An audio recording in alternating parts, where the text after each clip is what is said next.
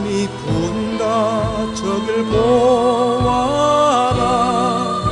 그 느끼는 사람들의 어깨 위 광풍이 분다 저길 보아라. 죽은 자의 혼백으로 살아온다. 밤녘에 발구발에 쓰러졌던 풀들을 우리 내 땅 가득하게 일으켜 세우는구나. 바람이 분다 욕된 역사 위 해방의 깃발 되어 저기 오는구나.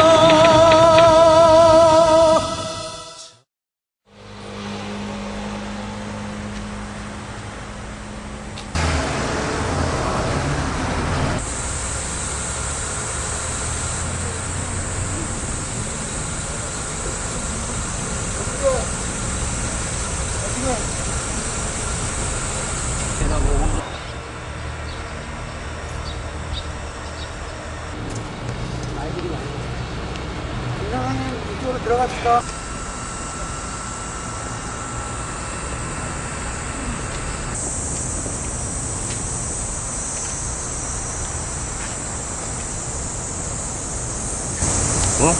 축산과에서 이제 주로 강의 많이 받았고, 이제 학생들 이제 목요일 날 해가지고 전부 요리 다 모이게 한 거예요. 여기 이제 기숙사 있고, 요 자리. 여기는 아닌데요. 보호단지가 좀 되기 때문에 만약에 문제가 생기면 강당 밑에도. 근데 여긴 최대한 우리가 어떻게 해서라도 지켜야죠. 여기는 누가 인수하게 될지 모르니까요.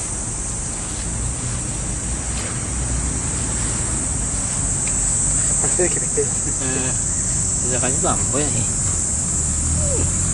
새로 칠하든지. 원래 이 느티나무가 없었고, 이 자리에 은백양이 있었어요. 큰 게 있었는데, 이제 집회를 이 자리에 한 이후에 은백양을 베어버렸다고요. 네. 그리고 이 느티나무는 아마 한참 있다 심었을 거예요. 몇 년 지나가요. 네.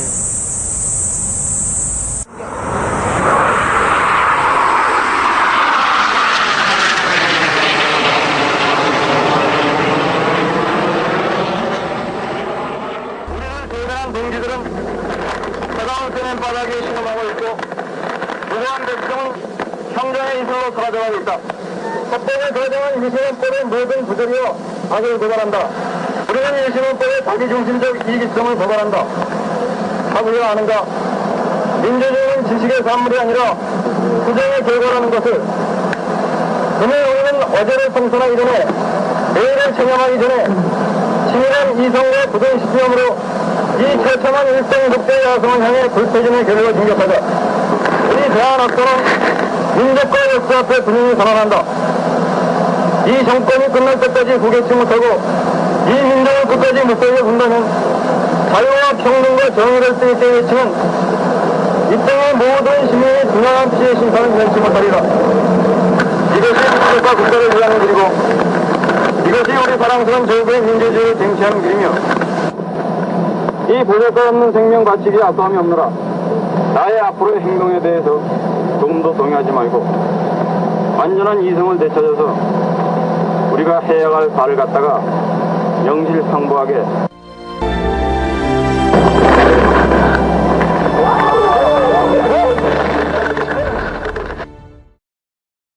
저 아침에 이제 애들 다 학교 가니까는 아이들 5시간 뒤에서 학교 보내고 이렇게 앉아 있을래 신문을 보니까는 농대 김상진 할복자살 이게 이렇게 썼는데 이거 내가 잘못 본 거 아니야 하고 다시 보고 사오보고 이것 좀 읽어봐. 아무 소리 안 하고 신문을 내려놔.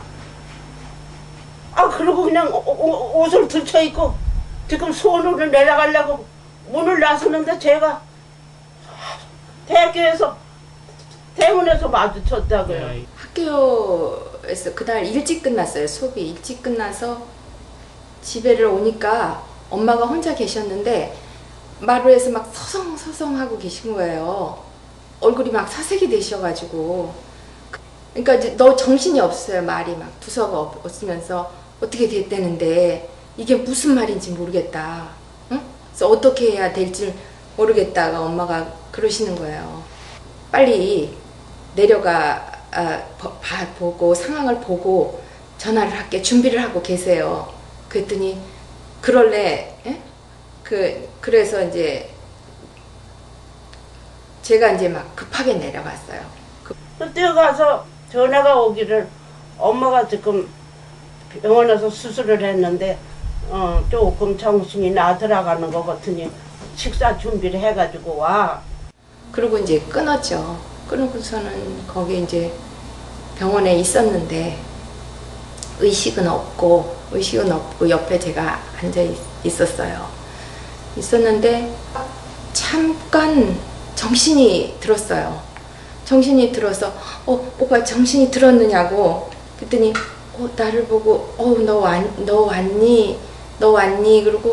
그러고선 또 정신을 놨어요. 그러면서 또 허리가 아픈 것처럼 이렇게 하길래 내가 이렇게 허리 있는 데다가 손을 이렇게 넣었다가 이렇게 빼니까 양손에 피가 하나가 묻어나오는 거예요.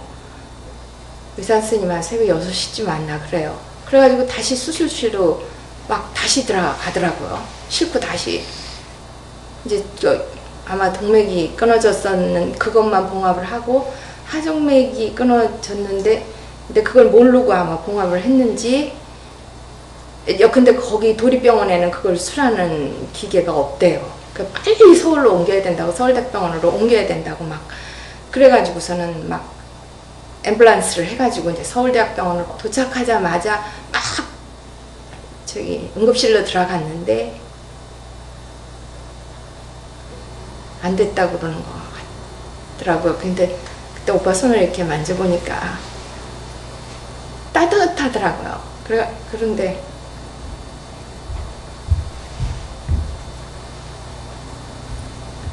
그래가지고 이제 그 의사가 이렇게 덮으려고 그러니까 내가 이제 막 못하게 했죠. 못하게.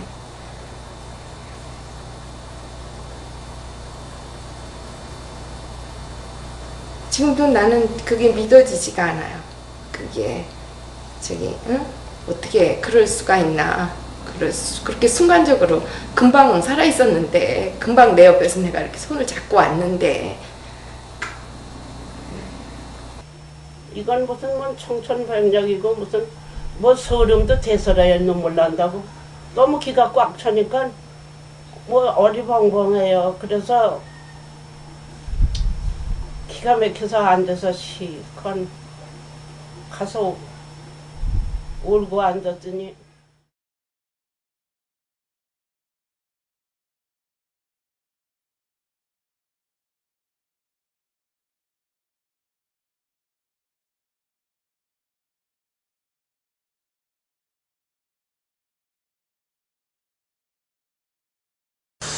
물론 이제 김상지가 이제 책도 많이 읽고 글도 잘 쓰고 이제 그랬어요. 말은 그렇게 썩 잘 못했는데 아주 예의도 바랐어요.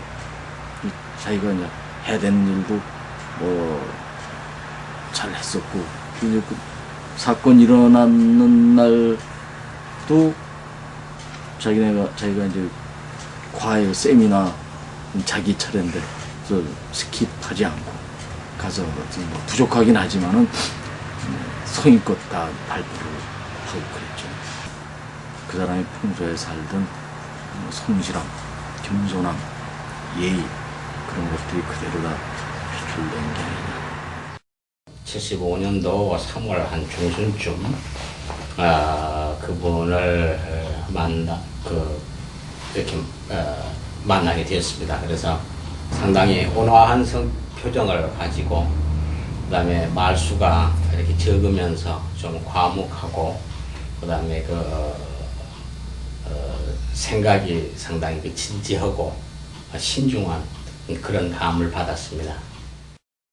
대단히 낭만적인 기질을 가지고 있음에도 불구하고 생각이 깊이가 깊고 결단력이 있고 작지만 최소 몸은 작지만 다음력은 다 매우 큰 사람이다 하는 그런 생각을 가졌습니다.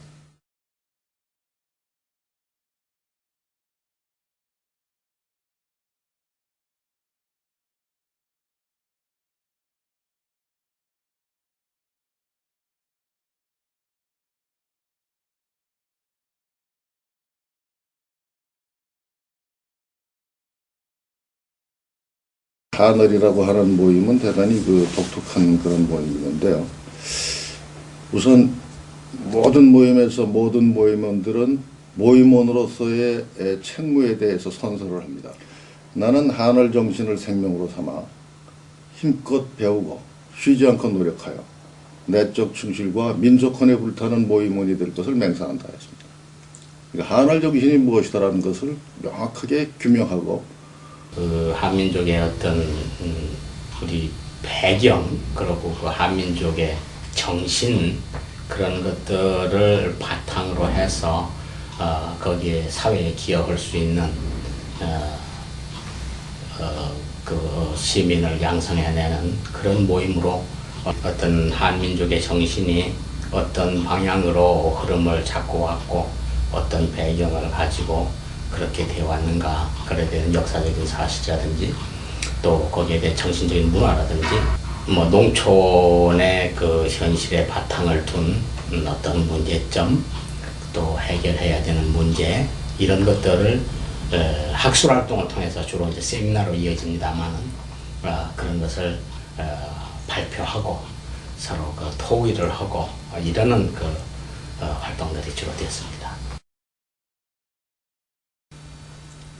그 시대 상황이 여러 가지 문제거리들을 제공해 주는 시기였어요. 우리 학교 다니던 그 시절에 삼성기한 반대 투쟁도 있었고 또 위수령도 발동이 되던 그런 시기고 또 70년대 같으면 전태일 열사 사건이 발생되는 그런 시기이고 그래서 그 시절에 대학생들 모두가 그러한 사회 문제로부터 눈을 뗄 수가 없었을 거예요. 그러나 그런 문제를 풀어가는데 소위 역사적 인식과 어떠한 이념적 좌표를 갖느냐 하는 부분에 대해서는 늘 목말라 했단 말이죠. 그런 부분들을 함께 공부를 하면서 정립을 하고 싶고 그러한 운동의 이론적 틀을 만들고 싶은 그런 생각들이 암암리의 둘에 대한 그 만남의 기회와 토론 이런 것들을 아주 성숙시켜 나갈 수 있도록 둘이 시간을 함께 오랫동안 쓰지 않았나 하는 그런 생각을 합니다. 대통령의 삼선을 허용하는 개헌안이 전국을 걷잡을 수 없는 소용돌이로 몰고 갔다. 야당 의원들은 결사적으로 개헌 저지에 나섰지만 개헌안은 기습적으로 국회를 통과했다. 야당 의원들을 따돌리고 찬성파 의원들이 모여 개헌안을 심야에 변칙 통과시킨 것이다. 박정희 대통령에게 또 한 번의 집권의 기회를 열어준 삼선 개헌안이 69년 이해 통과된 것이다.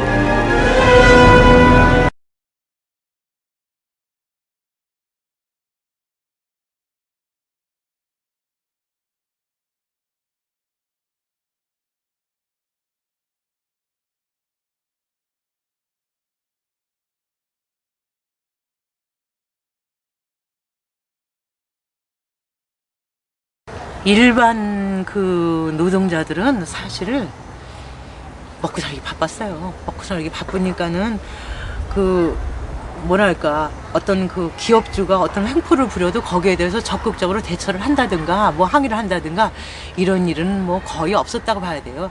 전태일 씨가 그 목숨을 이렇게 버린 다음서부터 이게 노동운동에 대해서 대학생들이 관심을 갖고 또 애정을 갖고 계속 사회적으로도 전태일 씨가 뭐 노동부로 총무처로 뭐 엄청 돌아다녔잖아요. 뭐 신문사로. 그런데도 이게 개선이 안 되니까 결국 그 노동법.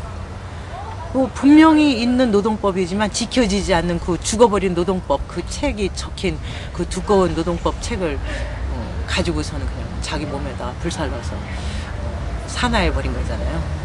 근데 그 당시에 노동자들은 대개는 그냥 먹고 살기 바쁘니까는 우리 주변에도 보면은 국민학교 나오면은 그냥 다 성경직물, 대한방직 이런데 직물공장, 방직공장에 가서 일해서 돈 벌어다 부모님 갖다 주면 그게 그냥 효녀였어요.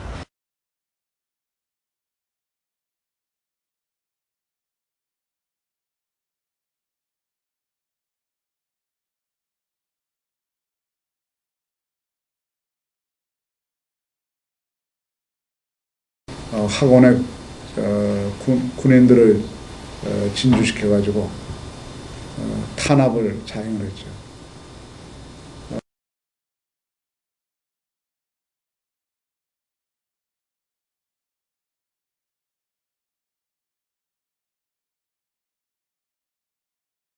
칠사남북 공동성명을 발표해서 사람들을 어리둥절하게 했어요.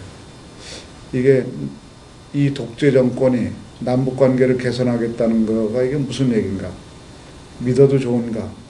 그런데 얘기는 바르고 혼란과 혼선을 일으켰는데 그것을 이용해서 바로 유신 독재, 영구 집권 독재로 가는 거죠.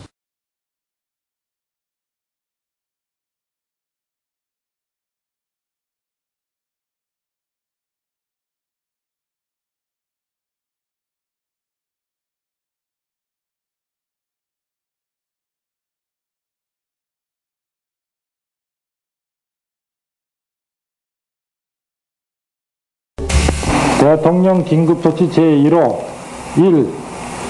대한민국 헌법을 부정, 반대, 왜곡 또는 비방하는 일제의 행위를 금한다.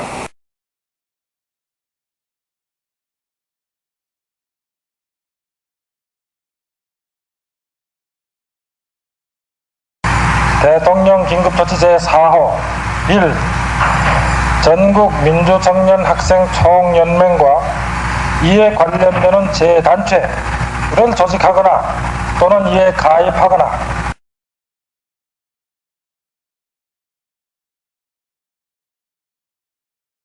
정부에게 국가 전복을 목적으로 폭력혁명을 기도한 반정부 조직이 됐고 서울대생 이철 등을 비롯한 학생들에겐 대대적인 수배령이 내려졌다.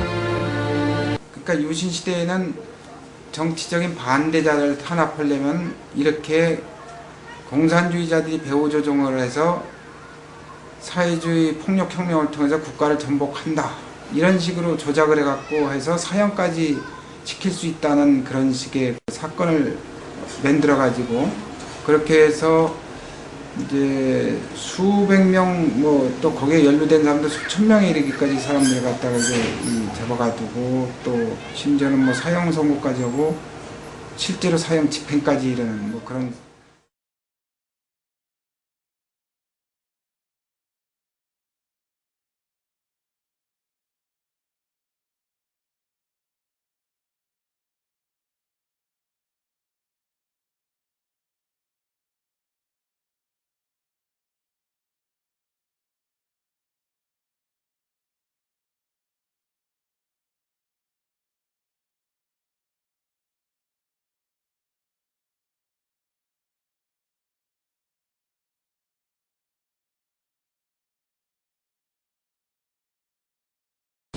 박정희 전 대통령이 권력을 놓지 않겠다. 죽을 때까지 놓지 않겠다.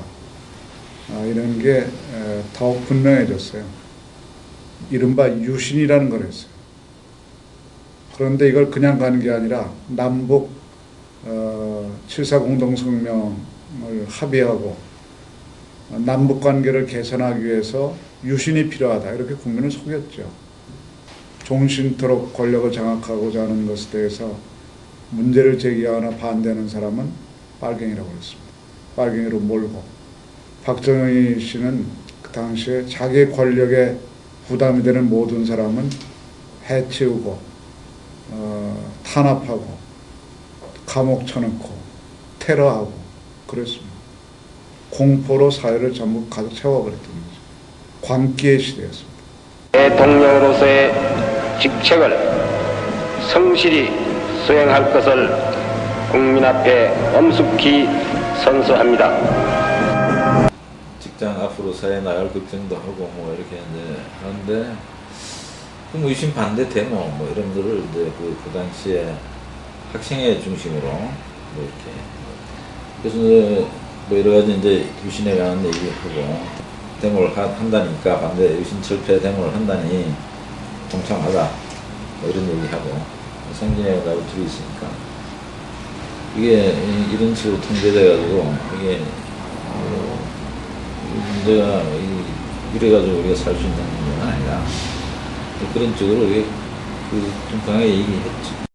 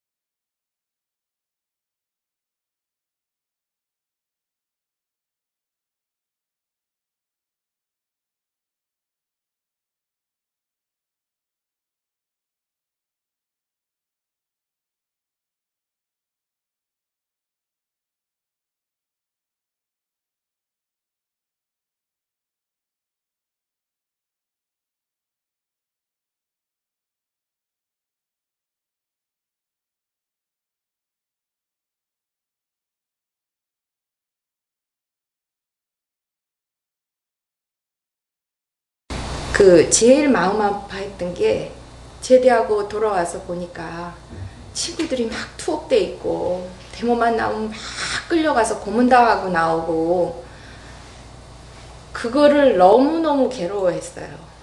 그거를 너무너무 못 견뎌하고 괴로워하고 그래서 그 당시 이렇게 글 같은 거 쓴 거 보면 그런 것 때문에 굉장히 많이 괴로워했어요.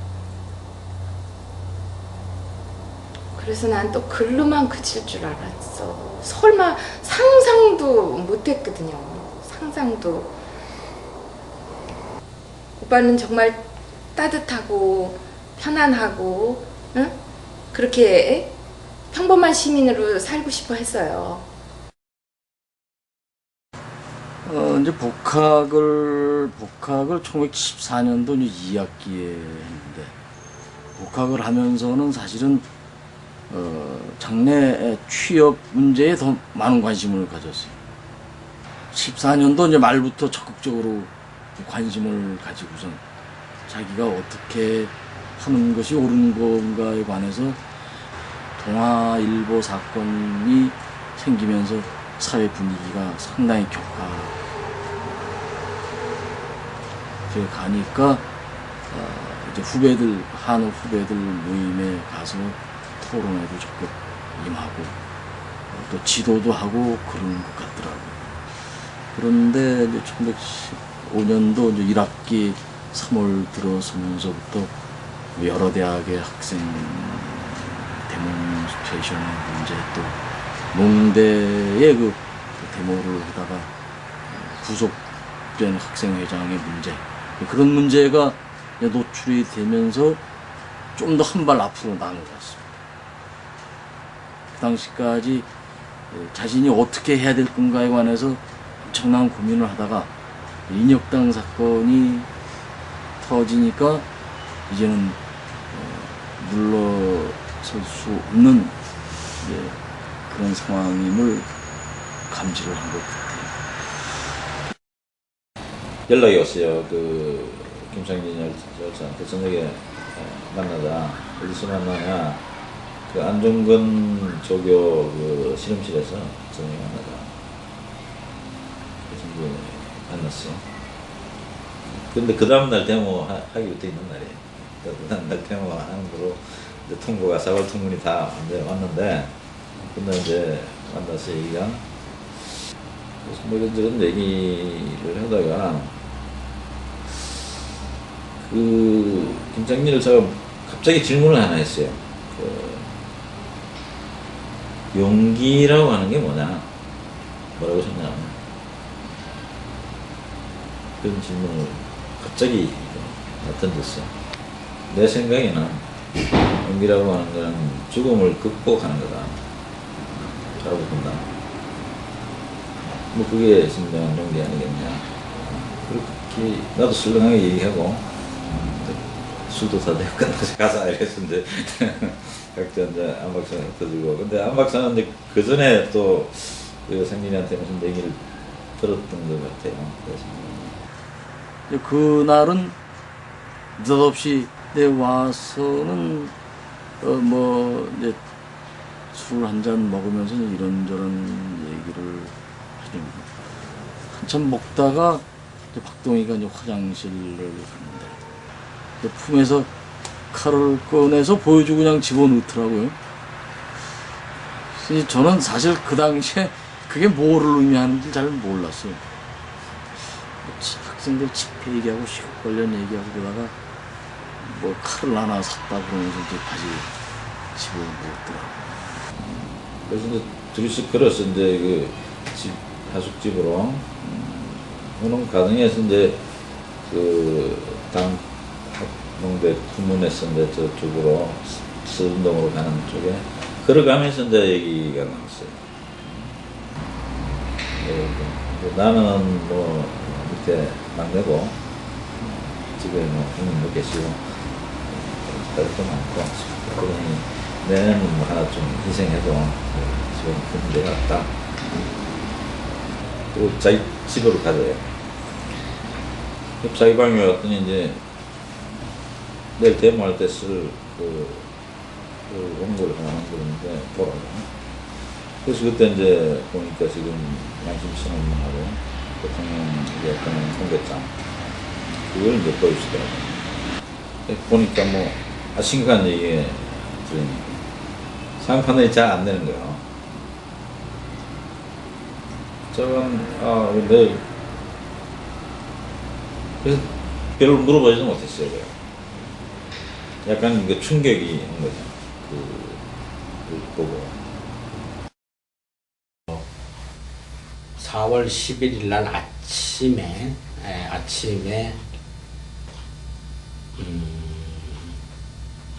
아침 식사를 저하고 같이 하면서 안 먹었어요. 그래서 제가 이제 물어봤죠. 아침 식사를 왜 안 하느냐. 그러니까는 뭐 속이 좀 불편해서 그러면서 너나 먹어라. 이제 그런 얘기를 하고 내가 자꾸 체근을 하니까는 계란 후라이만 하나 먹은 것으로 기억이 됩니다. 그렇게 기억을 하고 그래서 아침부터 배를 쳤고 이렇게 문지더라고요. 그러고서 등교해서도 저한테 가방을 맡기고서 그쪽으로 가면서 또 이렇게 배를 이렇게 만지는 것 같은 그런 그 학교로 등교를 하면서 그래서 저는 아침 식사를 안 하고 그렇기 때문에 그것을 그 전에 있었던 모임에서 들었던 부분들이 단식 투쟁을 한다 그렇게 이제 얘기를 들었습니다. 그래서 제가 오늘부터 그럼 단식 투쟁에 들어가는 것이냐 그러니까 너는 그렇게 알고 있어라 그렇게 얘기를 하고서 등교를 했는데 등교하고서 그 교정에서 가방을 제 가방을 저한테 맡기고 그 다음에 사건이 일어났었던 그 정자나무 밑으로 가고 학생들이 이제 문집을 하고 그랬죠. 그래서 그날 시위 현장은 지금은 이제 수원농대 캠퍼스가 관악산 아래로 옮겼지만 그 당시 본관 발에 앞에 이 널따란 잔디밭 때문에 큰 나무가 서 있는 제 기억으로는 한 200~300명 정도 모이지 않았나 싶습니다. 그 당시. 좀 시간이 그때 그러니까 나왔어 이제 강의실 나와서 화장실도 가고 이렇게 왔을 거 아닙니까? 그러니까 상진이 먼저 가 있었고 그래서 누가 얘기하고 사람들이 쭉 에워쌌으니까 뭐가 어떻게 되는지 잘 모르죠. 뒤에서 이제 이렇게 있는데 이제 성경의 양심 선언문을 이제 읽기 시작한 거죠. 양심 선언문 종래 양심 선언문을 저 손에 들고 읽어내려다가 거의 마지막 구절에 이르렀을 때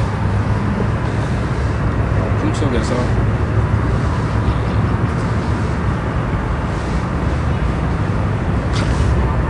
빼서 제 기억으로는 이렇게 하늘을 향해서 한번 이렇게 칩게 들었던 걸로 생각하는데 가자 바로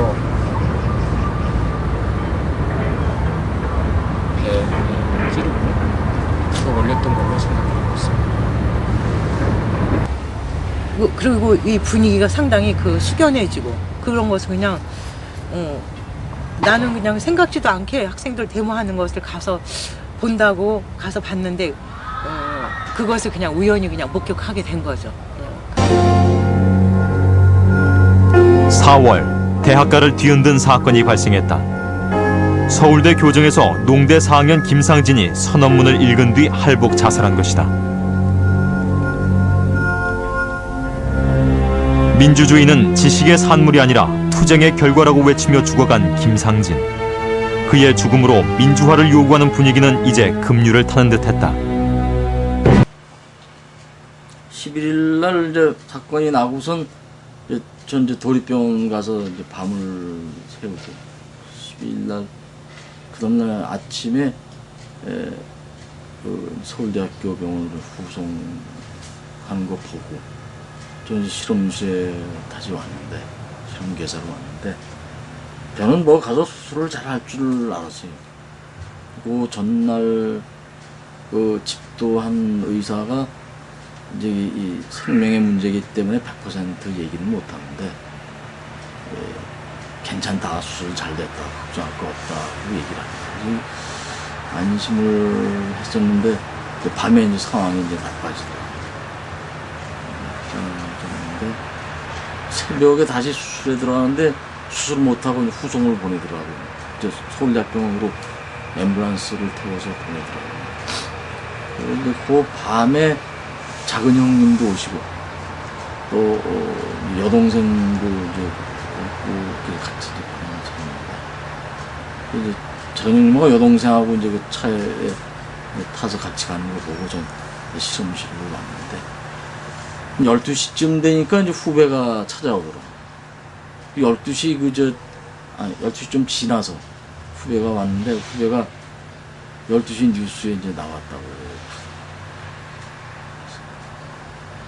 좀 허망하더라고요.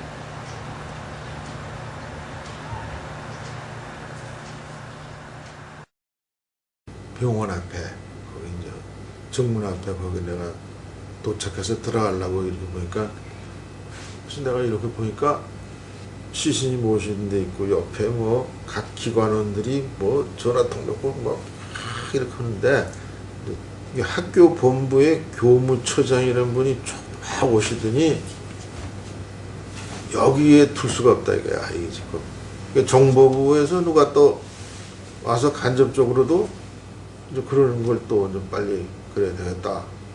발인 절차 같은 걸 조금 취하면서 이제 연구차에 싣고 갔어요. 벽제로. 벽제에 들어갔는데 저는 그 당시 시간으로 봐선 그 화장이 근무 시간이 다 끝나서 일과 시간이 다 끝난 걸로. 근데 뭐 거기 들어가면서부터 이 분위기가 막 돌변하는 거야. 그냥 화장실로 들어가는 거야. 들어가더니 뭐 거기가 다 완전 준비하고 있더라고요. 예? 그러더니 뭐 그냥 우락부락한 거 경찰들 뭐 입혀야 그냥 막 진행되는 거예요. 그냥 그 밤에 그걸 거기서 이렇게 별도로 그걸 하고 거기서 장례를 뭐 성대하거나 치를 것처럼 이래가지고 속았는데 속았지 뭐. 상진이 형 그 항복 사건이 있고 나서 저는 거기 있다가 여관으로 돌아왔죠.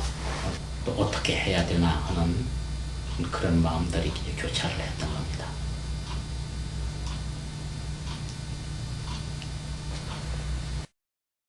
그 푸른 여관에 경기도 일원의 경기도 경찰청의 형사들이 대대적인 그 검색을 했어요. 한 20여일 동안 제가 기억으로 하루에 2명씩 형사들이 2명씩 조를 짜가지고 계속 제 방에를 왔다 갔었어요. 거의 뭐 매일 밤 그렇게 한 2명씩 바뀌어가면서 계속해서 와서 같은 질문을 이렇게 물어보고 그래가지고 거의 잠을 자질 못했죠. 마침 익산에 있는 친구의 집에를 이제 휴학을 해가 친구 집에 했는데 갔다가 오니까 이제 그날이 아마 10일쯤 된가 봐요. 선배가 이제 그 상황 사망했다는 저희 그 동기인 제가 그 이춘만이라는 이제 같이 이제 한월에 3학년 나이인데 이춘만을 찾아가지고 상황님 듣고 다시 이제 수원으로 내려갔어요. 서울 쪽에 분양하고 서울로 내려가서 이제 그 상황을 보니까 이제 상당히 좀 많이 흩어지고 그래서 추모 관련된 대회들을 준비하는데 상당히 좀 어려움이 많다더라고요. 그래서 그 당시에 제가 2천만 분한테 자 다른 서클들은 빠진다 하더라도 우선 노고나고 할 거 아니냐. 그래서 서울대 공대에서 이제 집회가 계획됐다고 그래요. 서울 전체 차원에서. 그런데 그쪽에서는 아직 세세한 정보가 없기 때문에 그 선언문이나 이런 자료가 없다. 그래서 그거를 이제 날짜는 정확히 기억 안 납니다만 한 2, 3년 후였던 것 같아요. 그래서 이춘만 군하고 둘이 관련 선언문들을 입수해가지고 그 서호동동 학교 뒤쪽에 야학 그 학교가 있었는데 순상 안전장도 거기 갔다 해서 둘이 이제 밤에를 거기 갔습니다. 그 뭐 밥 문을 전부 다가 담요로 두르고 거기서 등사판에다가 그 선언문을 그대로 다시 또 이제 긁어서 둘이 밤새도 그렇게 인쇄했어요. 둘이 이제 서울대 공대과 지하철로 갔습니다. 일단 그 인쇄물들은 구토팀에 넘겼습니다. 넘기고 다음날 아침 집회가 이어지는데 뭐 저희들 한 10시, 11시쯤에 집회가 시작하는 거 보고 다시 이제 후문 담장을 넘어서 이제 빠져나오고 정문을 못 나오니까 우리 그 하루가 다음 날 또 명동 집회가 있어서 명동 집회에 또 마찬가지로 이춘만과 둘이 또 참여를 하고 어떤 이사시 상황을 좀 더 알리고 또 여러 가지 지방에서 추모 집회가 열리도록 해야겠다 해서 이제 제가 이제 전남대학교 미라를 하고 충남대학 미라를 이제 연락을 하겠다고 내려왔거든요. 그 미라 전남대학 전체가 그때 뭐 휴학을 했어요. 뭐냐면 뭐라 그러더라. 그 상황이 그러니까 정부가 그 농활식으로 해가지고 학생들 전체 학교를 못 나오게 밖으로 다 빼서 학생들 학교 없는 거죠. 그래서 이제 한번 그 미라를 좀 못 만나고 그리고 이제 제가 다시 충남대학교를 올라갔습니다. 올라가서 그래서 그분들하고 2번 정도 그래서 이제 그쪽 식당쯤 가서 좀 이야기를 했어요. 상황을 하고 여기서 좀 추모 집회를 좀 해달라고 상당히 긍정적인 대답을 받고 다시 자기들 또 내부적인 회의를 한다고 그래서 다음에 이제 2, 3일 후에 만나기를 약속하고 이제 헤어졌습니다. 그 뒤에 그 날짜에 이제 갔더니 어떤 상황 저 생각에는 이미 경찰이 달라붙는 거죠. 이제 잡혀서 수원역까지 이제 수원 교차소까지 연행을 했습니다. 4월 30일 사이공 함락과 함께 월남이 패망했다. 지난 73년 미군이 철수한 뒤 계속된 내전 끝에 공산 정권인 월맹에 의해 통일이 이루어진 것이다. 베트남이 분단된 지 21년 만의 일이었다.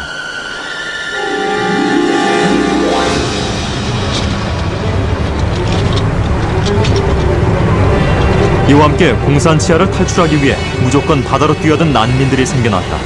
이른바 보트 피플이라 불리는 난민들이 세계적인 문제로 등장한 것이다.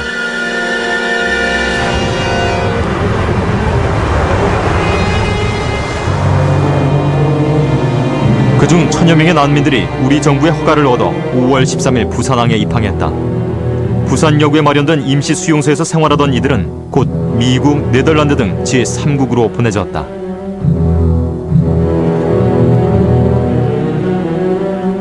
박 대통령은 총력 안보의 결의를 다짐하는 전 국민의 이 음망에 따라 5월 13일 국가안전과 공공질서 수호를 위한 대통령 긴급조치 9호를 선포했습니다.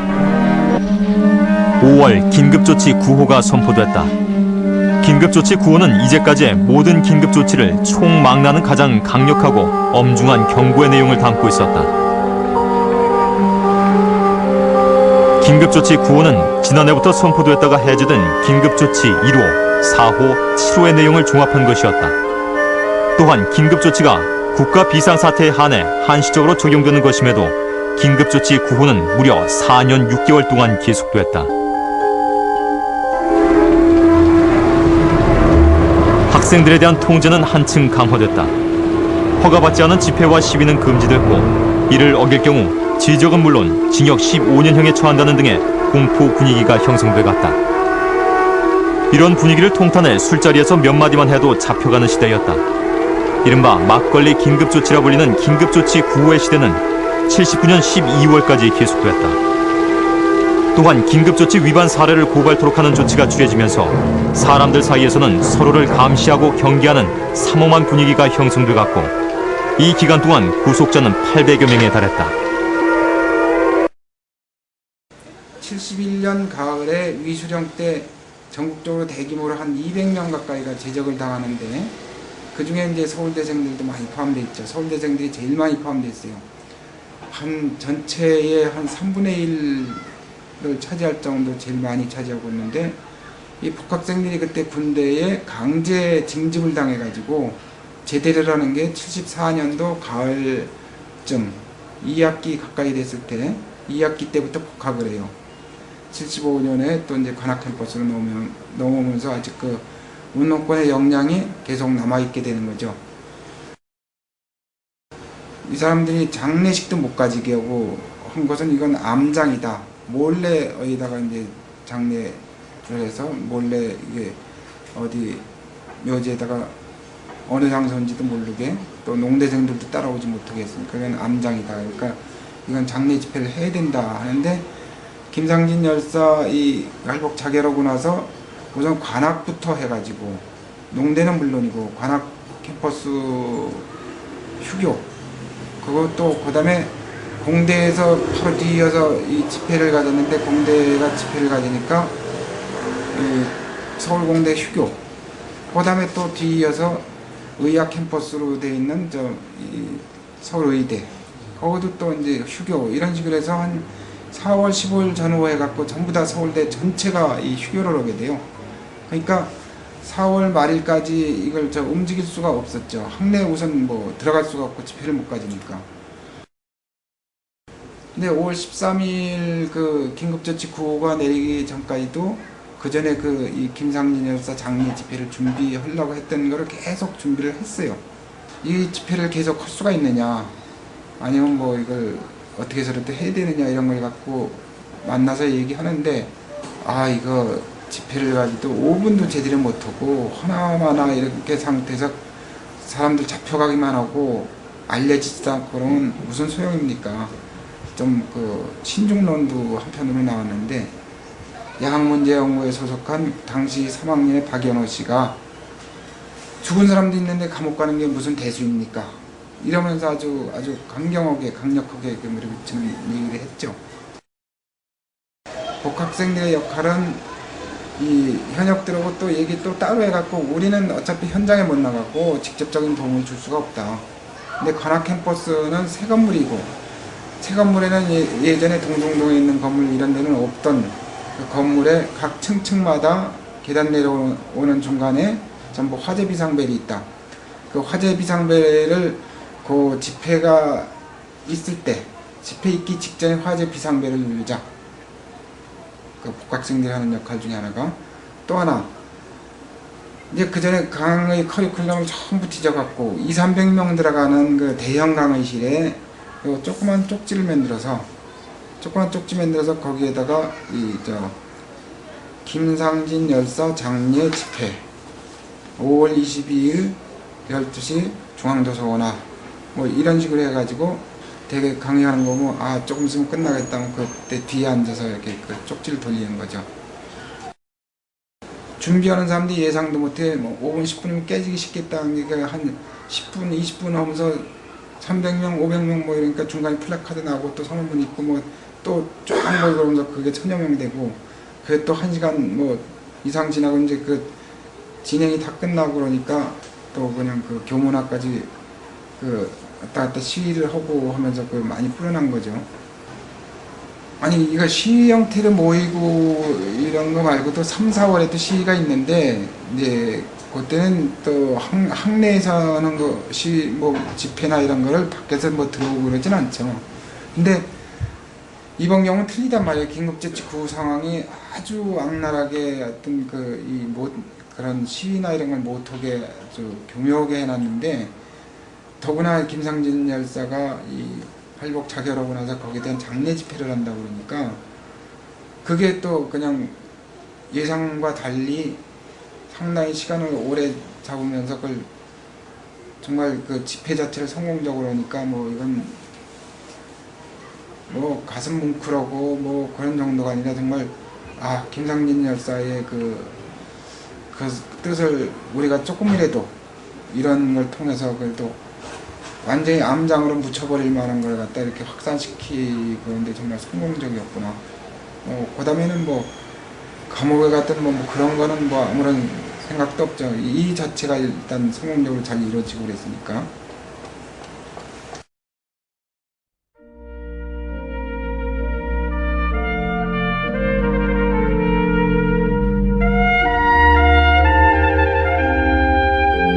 그러니까 나도 물어보고 싶은 꼭 그렇게 했어야 되는지. 기왕에 그렇게 생각을 했으면 좀 더 얘기를 할 수 없었는데. 김상진 열사는 이 사회를 좀 푸근한 그런 세상에 살고 싶었던 거 아니냐. 사람이 다 자기를 위해서 삽니다. 신체 일부 하나가 이게 피만 조금 흘려도 아파하고 자기 자신, 자기 가족 또한 뭐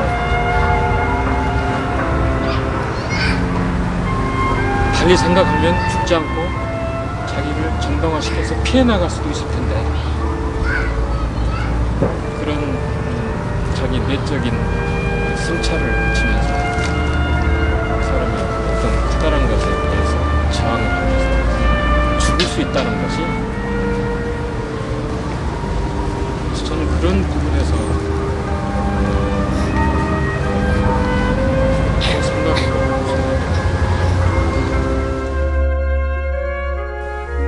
죽음이라고 하는 것은 개인이 내놓을 수 있는 헌신의 극한이에요. 더 이상 내놓을 게 없는. 그걸 걸고 자기의 신념을 소리 높이 외친다라고 하는 곳에서 그것 이상의 가치도 없다. 그것 이상으로 더 강렬하게 이야기할 수가 없다는 거죠. 그런 면에서 죽음을 선택한 것 아닌가. 김상진 열사 같은 사람이 있었다고 하는 것을 이 새로운 세대들이 기억하게 하는 것은 이제 우리 몫이라고 생각합니다. 살아간다고 하는 것이, 살아가는 것이 요즘 자유경쟁 시대의 극한적인 그 경쟁 상태에서 살긴 하지 않을까. 주변의 문제도 돌아봐야지 자신의 문제에 대한 길이 옳게 설정이 될 수 있고, 그렇다면 우리 사회를 위해서 목숨을 기꺼이 버린 그런 사람이 있었음을